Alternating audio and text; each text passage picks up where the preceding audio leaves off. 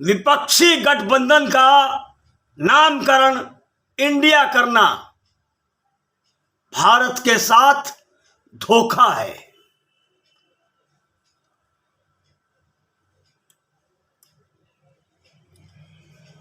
राष्ट्रीय गीत की प्रथम लाइन है, जन गण मन अधिनायक जय हे भारत भाग्य विधाता।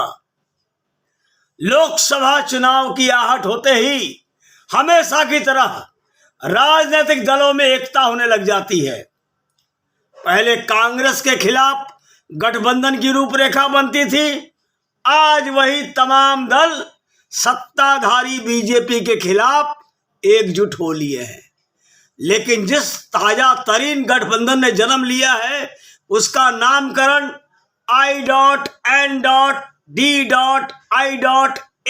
किया जाना एक सोची समझी रणनीति है, जिसका रहस्य उद्घाटन तत्काल हो भी गया जब I.N.D.I.A को गठजोड़ के नेताओं ने इंडिया कहकर डिस्क्राइब करना शुरू कर दिया। दरअसल सभी राजनीतिक घरानों के क्रिएटर और वंशजों की प्राथमिकता सिर्फ और सिर्फ सत्ताधारी मोदी सरकार को परास्त करके येन केन प्रकारेण सत्ता पर काबिज होना है। उनका कॉमन मिनिमम एजेंडा मोदी को हराना है और इसी मकसद के लिए वे इंडिया नाम को एक्सप्लॉयट कर रहे हैं।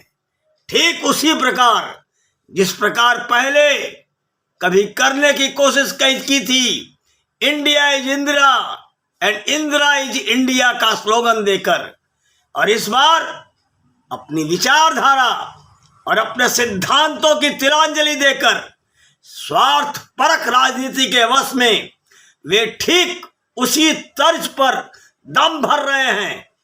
तब इंदिरा हारी थी और इस बार छद्मवेशी I.N.D.I.A का चारों खाने चित्त होना तय है, क्योंकि भारत की जनता इंडिया का दम भरने वालों को भाग्य विधाता कबूल नहीं कर सकती है। फिर आज जनता की परख इतनी परिपक्व है कि खोखले नारों, तर्कहीन विमर्शों की हकीकत भली भांति समझती है। साथियों, जनता जानती है इस परस्पर धुर विरोधी दलों के गठजोड़ का मकसद सिर्फ और सिर्फ निजी हितों को साधने के लिए बनाया गया है। यदि सत्ता मिल गई तो एक काम चलाऊ सरकार बनाने की है, जिसके तहत जन सरोकार की बातें हवा हवाई हो जाएंगी। एक बात और भी है, as an argument against this name, कि कवायद है सिर्फ और सिर्फ इंडिया के हर लेटर के लिए ऐसा स्टैंड फॉर टाइप वर्ड खड़ा कर देना है ताकि वे इंडिया पर येन केन प्रकारेण अपना हक जता दे, जबकि वे स्वयं I.N.D.I.A का फुल फॉर्म भी नहीं बता पा रहे हैं। D स्टैंड्स फॉर डेमोक्रेटिक या D स्टैंड्स फॉर डेवलपमेंटल। आज जब एक नैरेटिव गढ़ दिया गया है तो बीजेपी भी कमजोर नहीं है। भारत बनाम इंडिया होना ही है और इस कदर गदर मचेगा कि तमाम मुद्दे गौण हो जाएंगे। देश का, भारत का या फिर इंडिया, दुर्भाग्य ही है कि दोनों ही आदर्श शब्द राजनीति के शिकार होने लगेंगे। शुरुआत हो चुकी है। गठजोड़ के इंडिया नाम के लिए एक और फुल फॉर्म भी इजाद हो गया है। I स्टैंड्स फॉर इमोरल यानी कि अनैतिक, N स्टैंड फॉर नेपोटिज्म भाई भतीजावाद, D स्टैंड्स फॉर डिसऑनेस्ट बेईमान, I स्टैंड्स फॉर इनकैपेबल असमर्थ, और ए स्टैंड फॉर अलायंस, यानी कि गठबंधन। साथियों, एक पवित्र शब्द के साथ छेड़छाड़ न मालूम क्या रंग दिखलाएगी। क्या इंडिया और भारत दोनों शब्द एक ही देश को दर्शाने के लिए नहीं है? यह निर्भर करता है कौन किस मायने में उन्हें उपयोग कर रहा है। देशभक्ति और समरसता के भाव के साथ एक दूसरे का सम्मान अपेक्षित है और सामूहिक आवश्यकताओं, भाषाओं, संस्कृतियों और आदर्शों को संगठित रखने की जरूरत है। तभी हम एक मिश्रित और समृद्ध समाज के निर्माण में सफल हो सकते हैं, जहां इंडिया और भारत एक ही अर्थ में एकता के प्रतीक होते हैं। Bharat is India and India is Bharat. परंतु पॉलिटिक्स है ना, क्या ना करा दे। अभी तो आगे देखिए, आगे देखिए होता है क्या। गठजोड़ में ही नामकरण पर श्रेय लेने की होड़ है। किसी एक को नाराजगी भी है नाम पर, नाराजगी संयोजक न बनाए जाने पर भी है। पिछली बार आम आदमी पार्टी के मुख्यमंत्री प्रेस कॉन्फ्रेंस से कन्नी काट गए थे और इस बार भी एक और मुख्यमंत्री आरजेडी और जनता दल यूनाइटेड के नाराज होकर कन्नी काट गए और उधर बीजेपी ने एनडीए के कुनबे को जोड़ना शुरू कर दिया है, जिसमें उस गठजोड़ की दो मुख्य पार्टियां भी शामिल हो चुकी हैं। हालांकि दिल बहलाने के लिए ख्याल अच्छा है कि उन दोनों पार्टियों के क्रिएटर साथ हैं। नए नवेले गठजोड़ के नाराजगी इस बात पर भी है कि बंगलुरु की विपक्षी मीटिंग कांग्रेस के नेतृत्व का आभास देती हुई प्रतीत हुई और मीटिंग खत्म नहीं हुई कि तृणमूल नेत्री शताब्दी राय ने कह दिया पीएम फेस तो ममता दीदी को बनाया जाना चाहिए, कांग्रेस तो कहीं रेस में है ही नहीं। और उधर सीपीएम के येचुरी जी ने कह दिया पश्चिम बंगाल में तृणमूल से लड़ाई जारी रहेगी।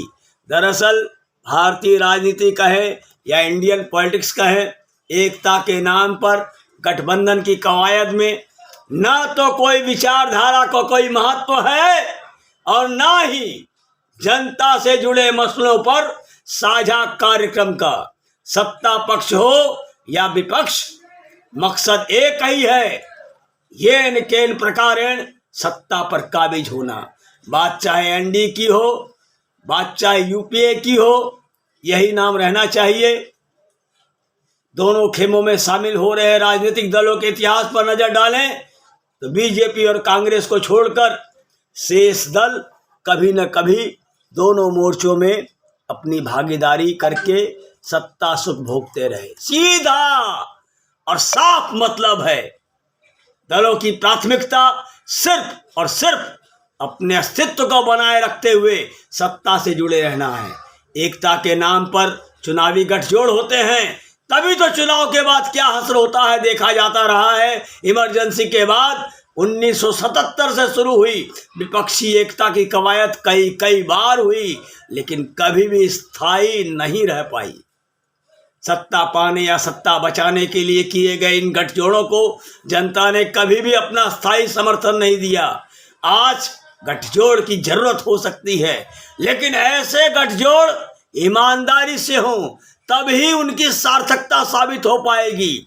बात किसी से छिपी नहीं है कि गठजोड़ करने वाली अधिकतर पार्टियों का प्रभाव सीमित है और इनकी प्रायोरिटी सिर्फ और सिर्फ अपने वर्चस्व को बनाए रखने की है।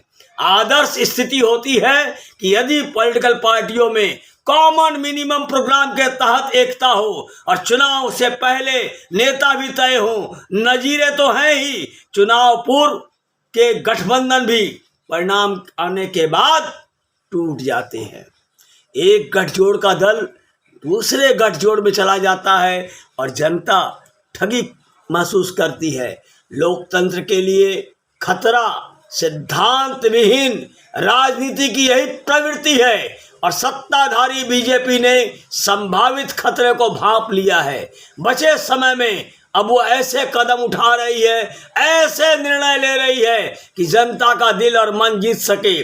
पिछले दिनों सरकार ने सहारा पीड़ित तकरीबन 3 करोड़ लोगों का वोट सुनिश्चित कर लिया है।